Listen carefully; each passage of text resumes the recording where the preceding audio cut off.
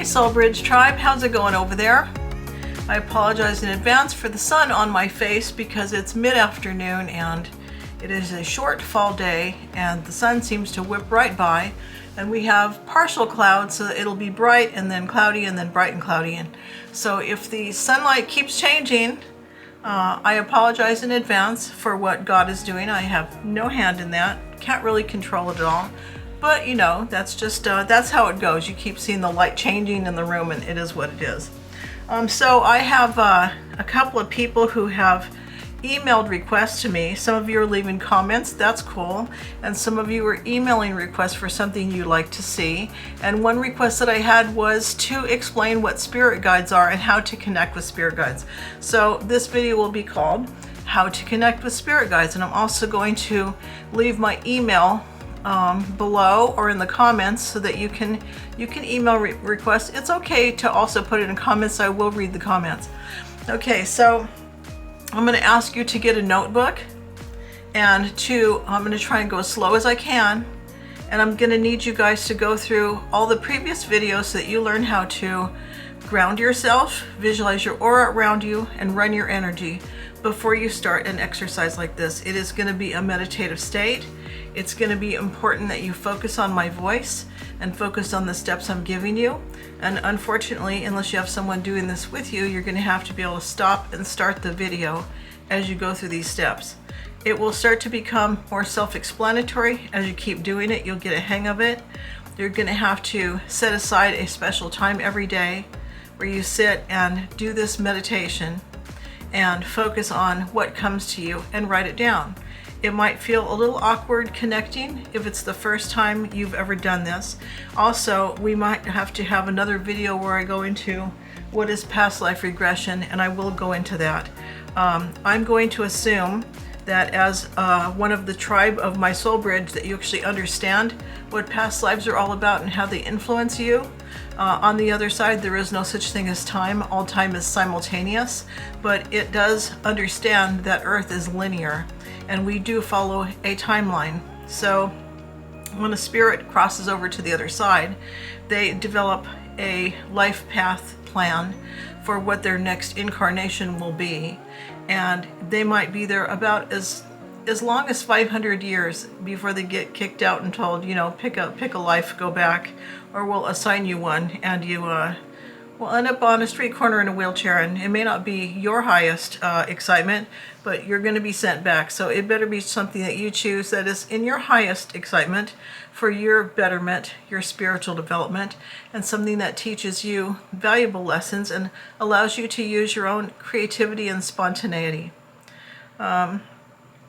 So that said, we will be going into how to do a past life regression, because although there are regression therapists, there are a lot of people who do charge for the things that I'm teaching you. I'm not charging, and I do believe that if I'm able to learn it on my own, sitting in on classes, then I should be able to convey to you the gist of what's going on so that you can develop yourself independently. And it'll be a matter of watching my videos, skipping back and forth, and continuing to gather content until you understand the lessons. And suddenly that light bulb will go off and you'll go, okay, I get it. I get what this is now. Okay, so if you're a naysayer who doesn't believe any of this, please stop the video and go to another channel, because this is not a debate or a philosophical argument or me trying to sell you something or convince you of anything. If you're not on a level where you actually are ready for these lessons and this content sounds very alien to you and you don't resonate with this content, then this is not the channel for you, because this is not exploring your identity and trying to find yourself. This is people who are already on this path, resonate with what I'm saying, recognize and validate this information, and want to proceed with self-validation, self-improvement, self-enlightenment, self-efficacy, learning more about yourself to become your highest self. That's what we're doing. So before we start, you have your notebook, right? And you have a pen, and you're going to be taking notes. You're going to be jotting down impressions of what you see. And you'll notice that some mediums can channel with their eyes open and some channel with their eyes shut. And so I usually start with somebody who's beginner with closing your eyes.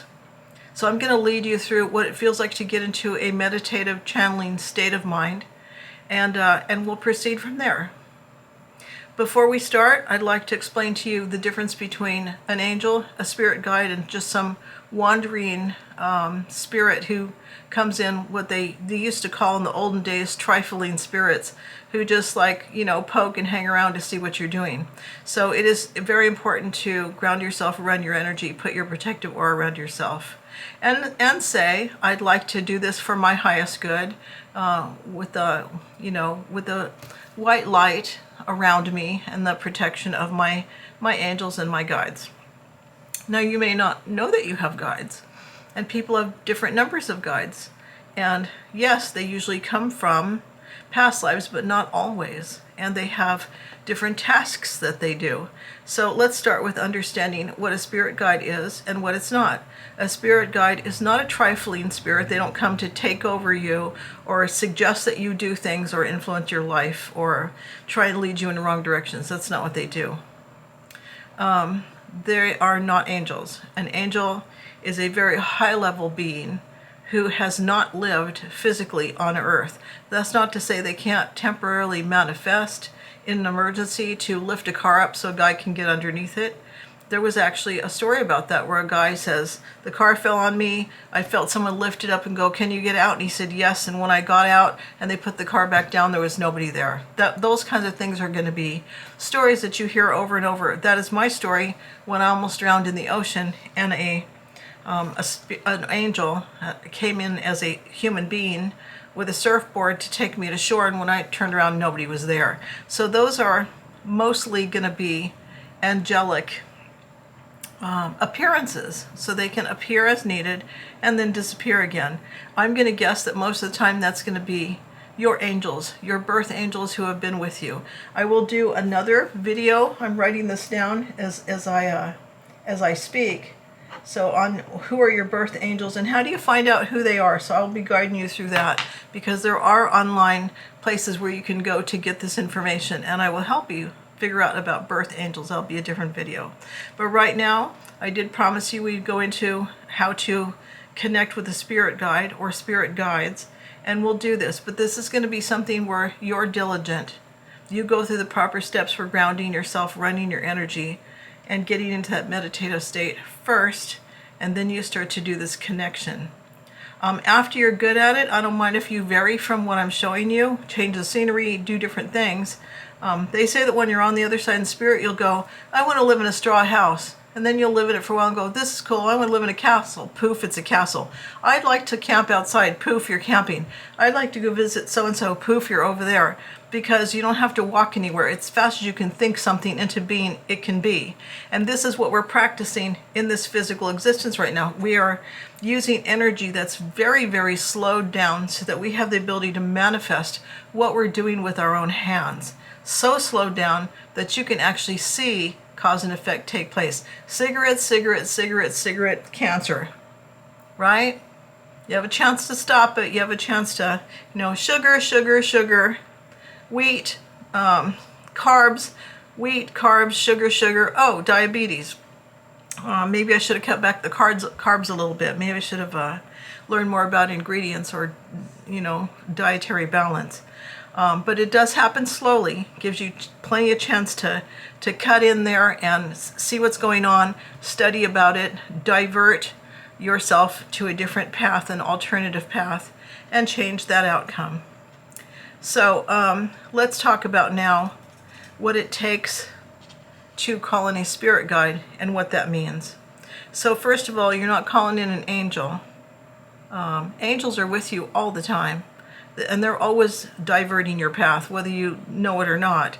I can say that I was on the freeway in the second lane. I saw the car to the left in the high-speed lane hit the wall and then start to hit the car. It was going toward the right, so you know it's going to start hitting that car. And my spirit guides, my angels, were right there with me. They said, get into the third lane, quick. So I got into the third lane. And then I got into the fourth lane. And then I kept going, and I could see all this stuff happening on my left, just in my peripheral vision. And I look in my rear view mirror, and they're weaving all over the place, hitting, turning all around.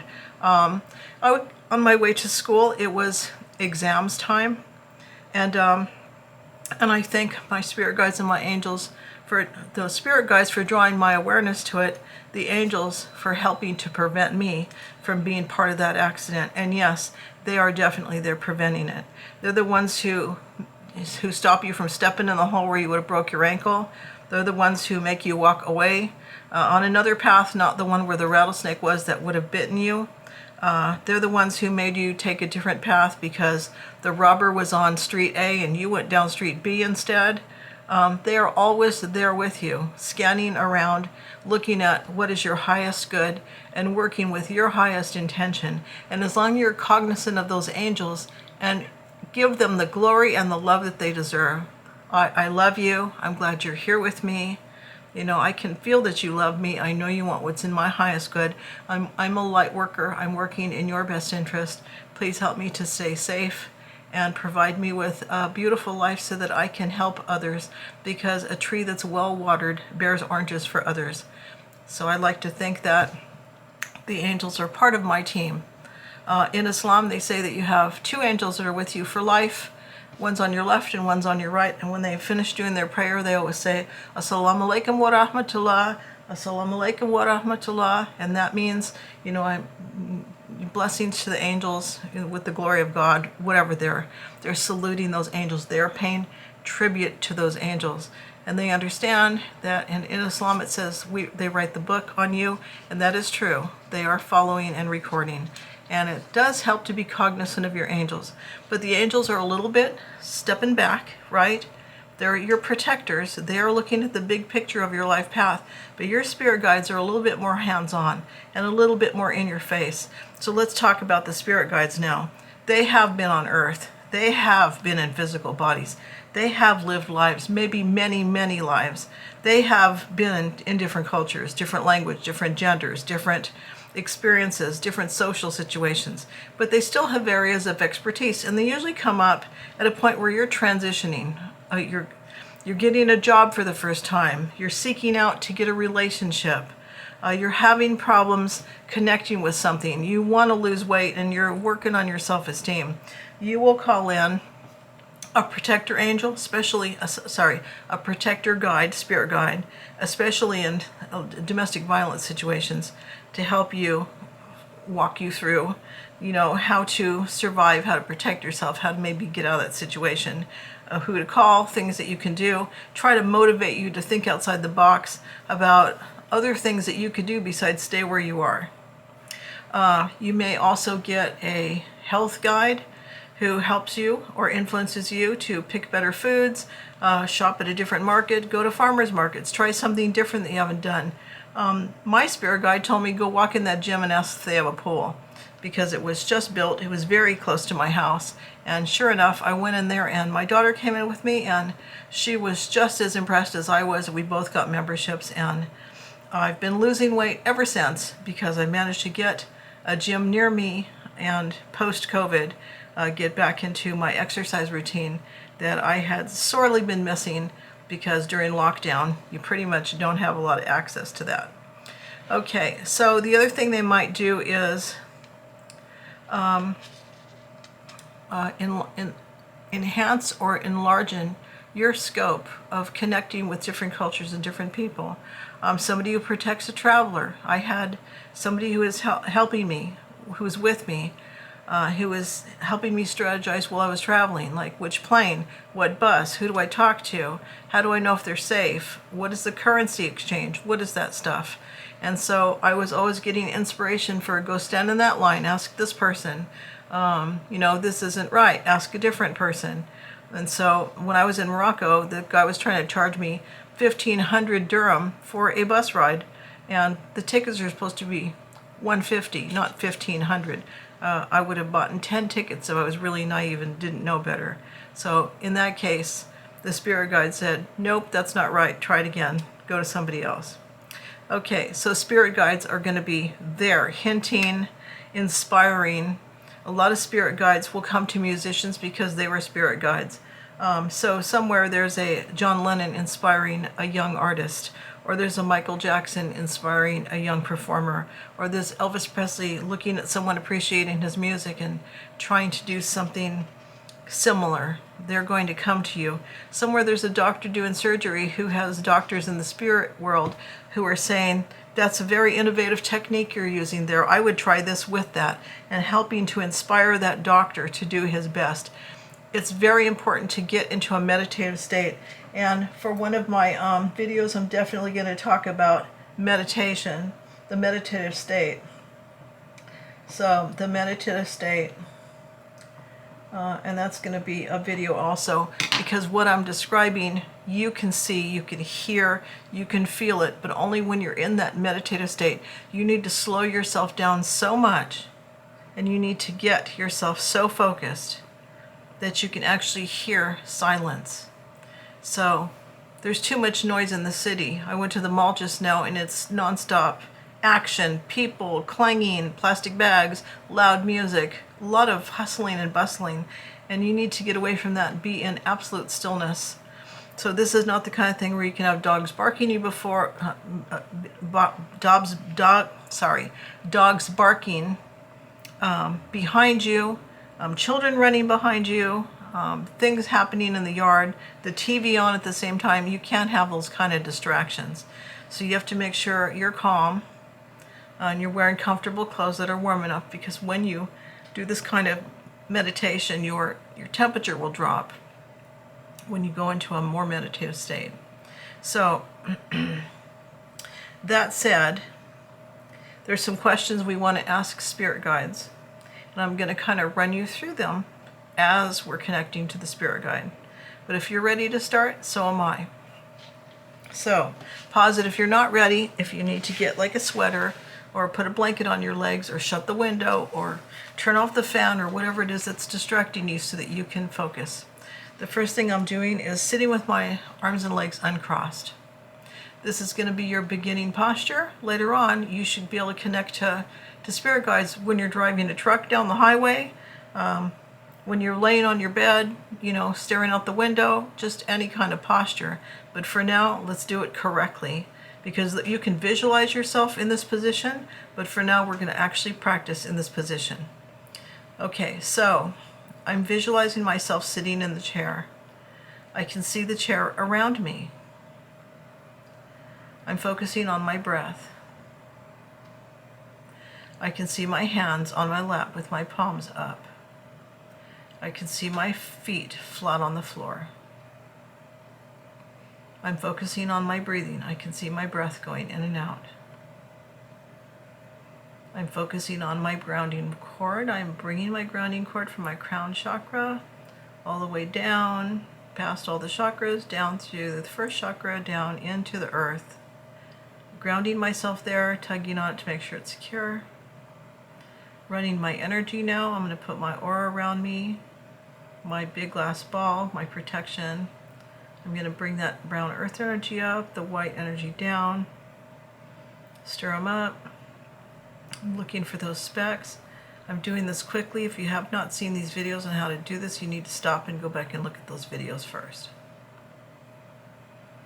I'm flushing that out. I'm filling it with yellow light.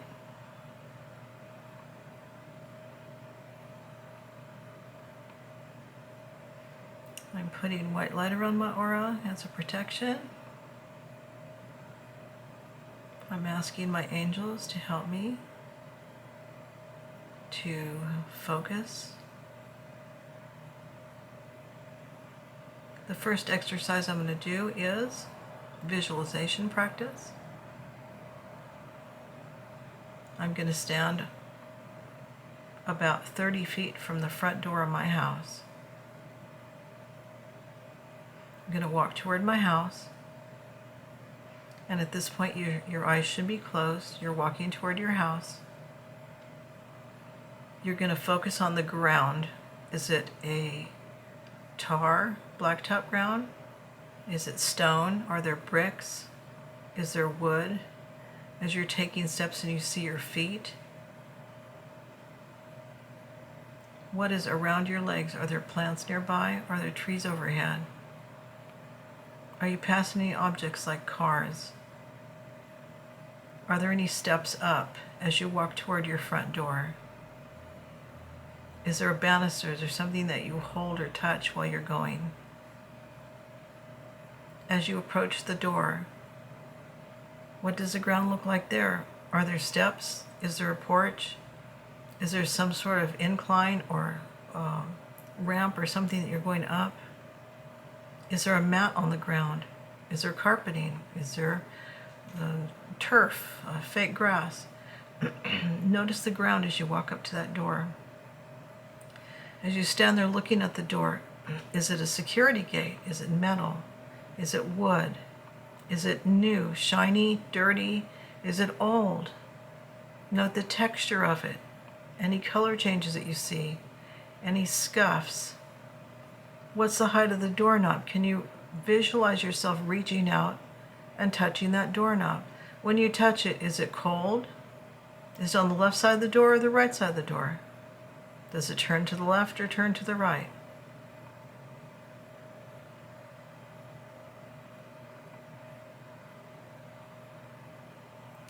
Okay, now I want you to stop for a second and understand what you just did.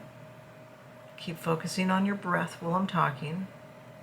That is an example of a complete and clear visualization. So I always want you to start with that. Walking toward your front door. It's something you know really well. It's something that you can see really clearly. You can get all the textures, patterns, smells, colors right there. So while you're standing there in space and time, I want you to, in your mind, turn around and walk away from your house and start visualizing yourself walking down a beautiful garden path. A beautiful garden path. You're walking toward a little tiny park, a cute little park. And as you walk toward the park,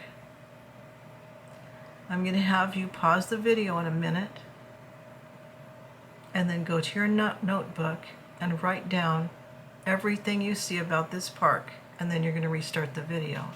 So what you're going to tell me is, what does the ground look like? Is it wet or dry? Is it pebbles, grass, weeds, flowers? Are there steps? Are there bricks? Is it flat? Is it going downhill? Is it going up a hill? Is it going around a bend? I want you to describe this walk that you're on right now, heading toward the park, and what the park looks like at a distance. Does it have trees? What kind? Do you see any flowers around? Okay, ready? Stop this video and write all that down.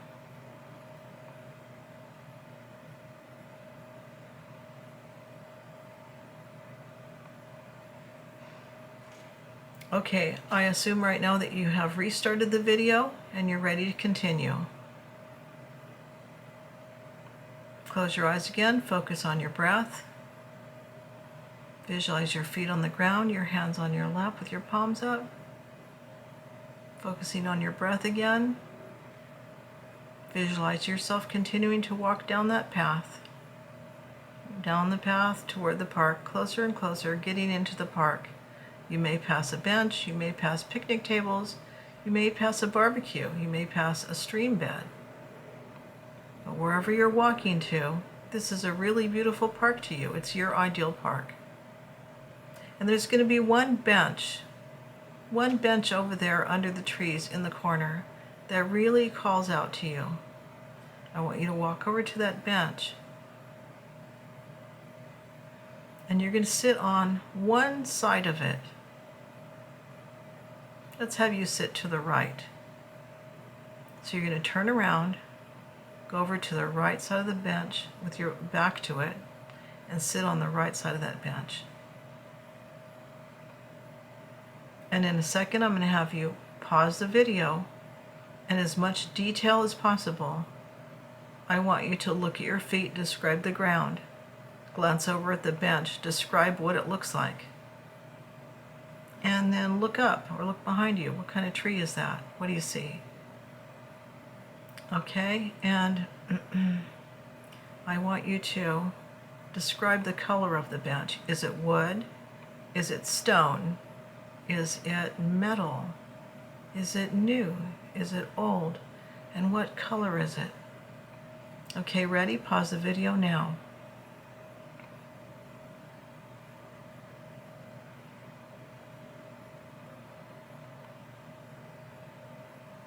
Okay, I assume you're restarting the video now, so we're going to continue. Again, you're sitting in the bench. You're on the right side of the bench sitting down. So the left side is open. There's nobody there. Focus on your breathing. Focus on your feet underneath you. Focus on yourself being in that body, sitting in that bench. And I want you to look down in the direction of your feet. Just focus on your feet and the ground that's in front of you. And I want you to invite your primary spirit guide to come in and take a seat to your left. And you're going to feel someone coming in. And don't look up, just keep looking down at your feet. Give them the chance to settle in. In fact, you're not even going to try and glance at them for now. You've done this before. You sit there in a chair or a bench and you feel someone sit next to you, and you might be staring at your phone or writing something down or watching a squirrel, and you may not glance up at that person for a minute. We'll just give them a chance to settle in. When that person's comfortably settled, they may or may not cross their legs. They may or may not put their hands on their lap. But I just want you to start by feeling something about that person. How big were they? Is that a small person? Is it a big person? What are they wearing on their feet? Do they have sandals, shoes, boots? What does that look like? Look at their feet. Look at their legs. Are they wearing pants? Is there anything on their legs at all? You might see straps. You might see some sort of fabric. You might see some kind of color. And by now you should have a sense of, oh, this is a male or female. This is familiar clothes or unfamiliar clothes. It may look foreign. It's definitely going to look like it's from another era. Maybe not our time frame, maybe some other time frame. It might be a flat color, it might be a woven fabric, it might be silk, it could be something that's brightly colored or multicolored. I want you to stop in a second and write down your perception right now. What gender, how old, if you can get some sort of a time frame, like that looks kind of recent or it looks foreign, or where does that look like that's from, those clothes that they're wearing. Okay? Stop it right now and write all that down, and I'll see you in a second.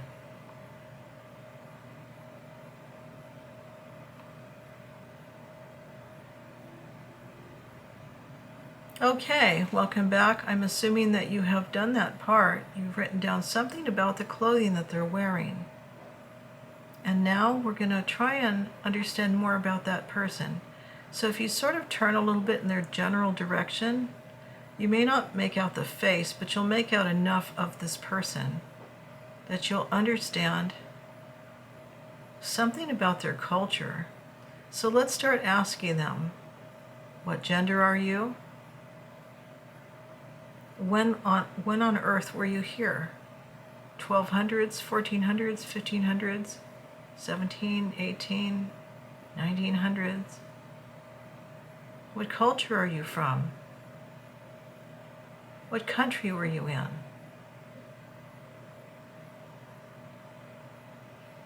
I especially want you to ask, what is your name, please? Please provide me a name. Whatever comes up, I want you to stop this video and write all that down. Again, you're asking, when were you here? Where were you? What is your name, please? Okay, stop the video, write it down.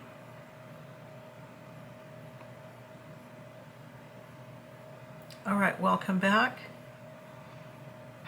So we know this person's name. Now we want to understand more about you. What kind of job were you doing when you were here? They might give you some sort of image of them working someplace with a cart, with animals, with farming, with machinery, with water, with children, with farming, with industry, boating, fishing, something like that. See if you can pick up images of what this person was doing. And some of it's gender related. You might get some sort of an impression. Okay. So let's say that they were a judge or a teacher. Ask them, what do you help me with? What is your job? What do you help me with? And you might get an answer like, I'm a protector, I'm a teacher, I'm a guide, I'm teaching you about a certain topic. It could be something from a job you just got. It could be a relationship you're in. It could be some sort of an issue you've been facing. Ask them what it is that they help you with. And you can refer to them by name now because you know their name. Stop this video and write it down.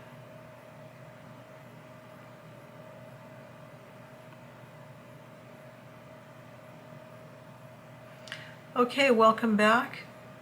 Make sure your eyes are closed and you're focusing on your breathing. You still see your feet on the ground. You're still keeping your hands on your lap with your palms up. Still focusing on breathing. Check your aura still around you. You're still sitting on the bench. This person's still here, patiently waiting for you to ask questions. Spirit guides are known to be very, very patient. Ask them if it's okay to meet you on this bench again. Can this be our meeting place?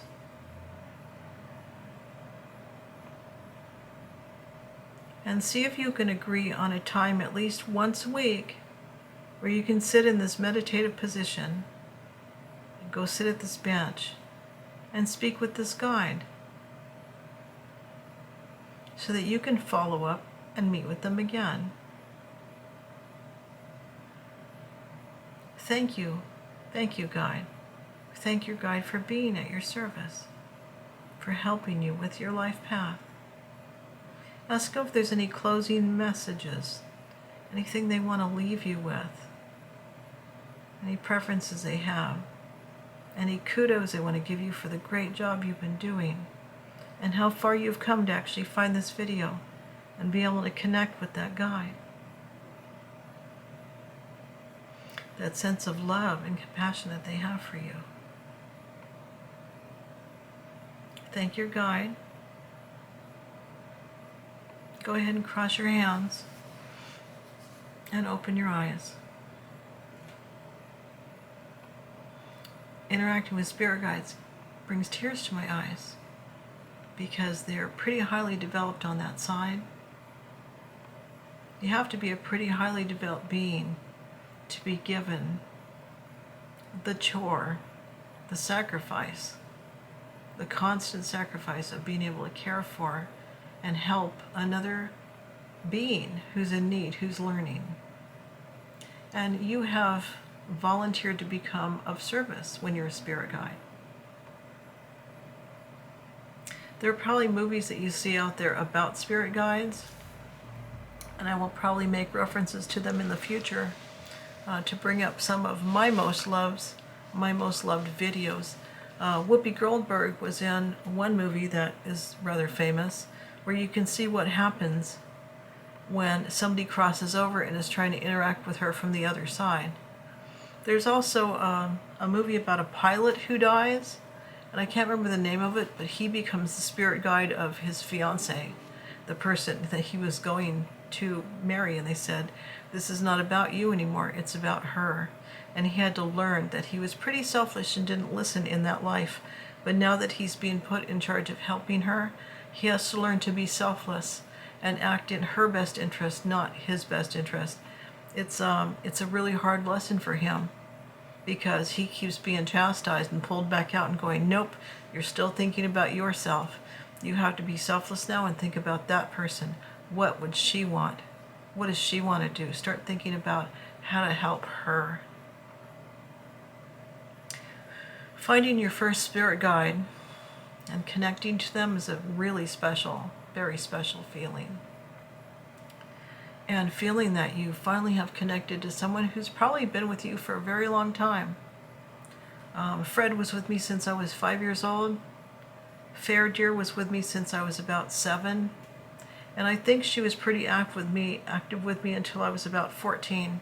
And then I switched to a much more international guide who is helping me to prepare myself for travel. And so I was learning about different cultures and languages, and that was a traveling guide. To now, I think I've lost count because I've had like 13, 14 different kinds of guides. I can visualize all of them. They don't all come in at once.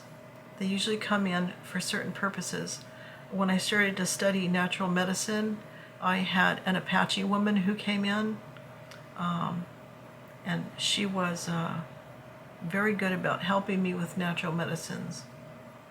And then there was a point where I was learning more about intertribal communication and intra-tribal communication, and learning what it is to be a mixed blood native and work with people with very diverse backgrounds from all different kinds of tribes, and that there's intertribal hatred for the difference between being a full blood or a mixed blood, that people have their own issues that they're working out, even within tribal communications.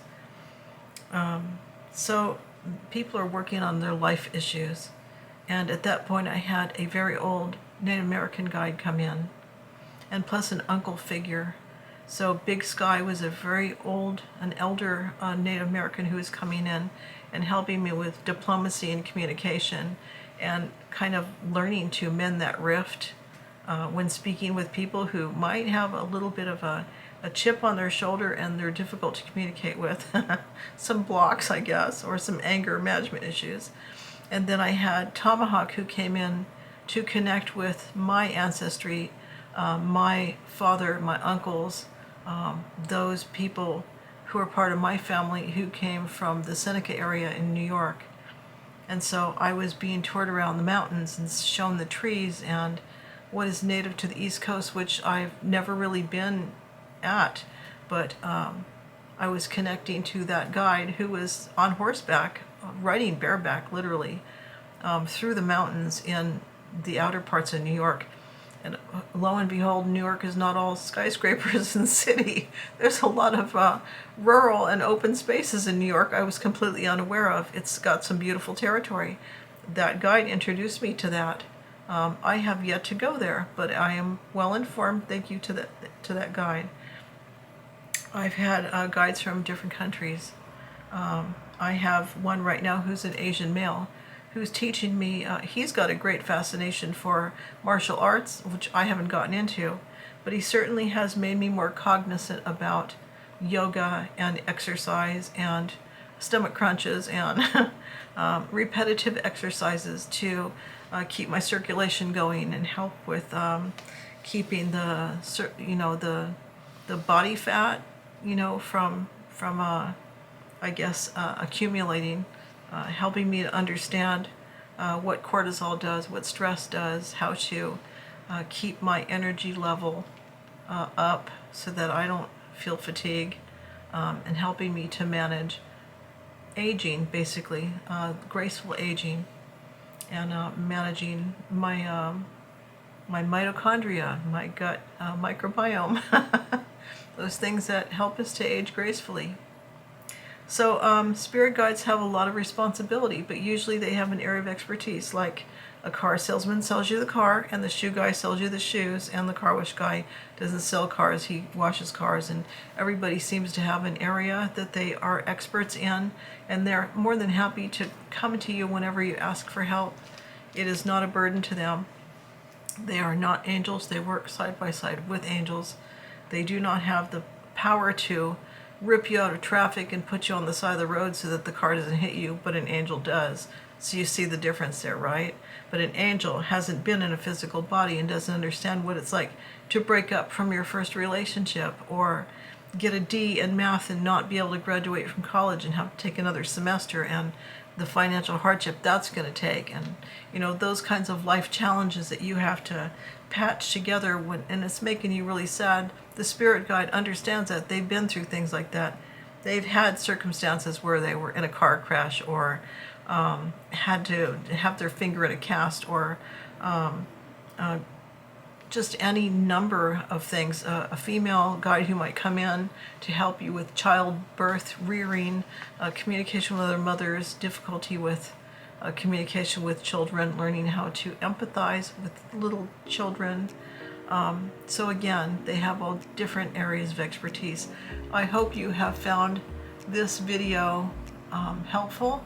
I realize this is a fairly long video, and you will need to bookmark it and rewind it to make sure that you understand the steps for how to get yourself into that proper meditative state and the ability to visualize, so that you can go through that dimensional experience and connect with a being who's not physical, but you can see how clearly you can see that being, right?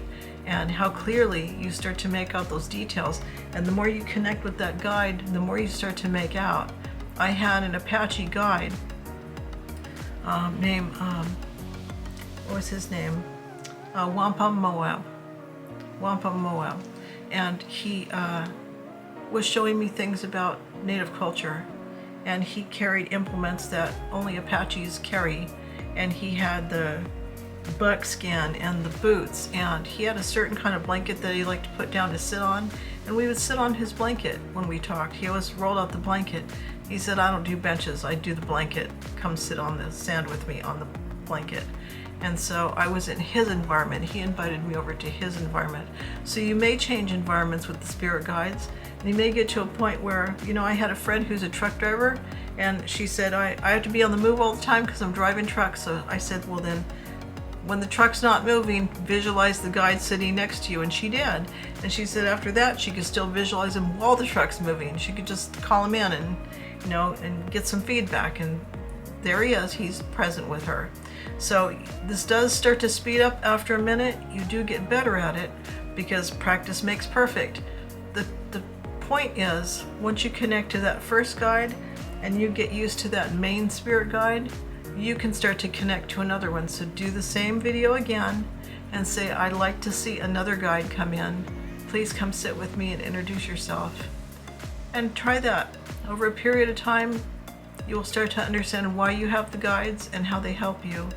And you can say, I need a guide right now. I'm having a certain experience. Just sit there in that meditative state and go, please have a guide who can come in and address this situation and help me with this. Because for the first time in my life, I'm experiencing XYZ and I need some help with this. That's what spirit guides do. That's when they come in. They are here to help you. All right, I hope that explained what spirit guides do, how you connect with them, how they help you with your life path. Please like, share, subscribe.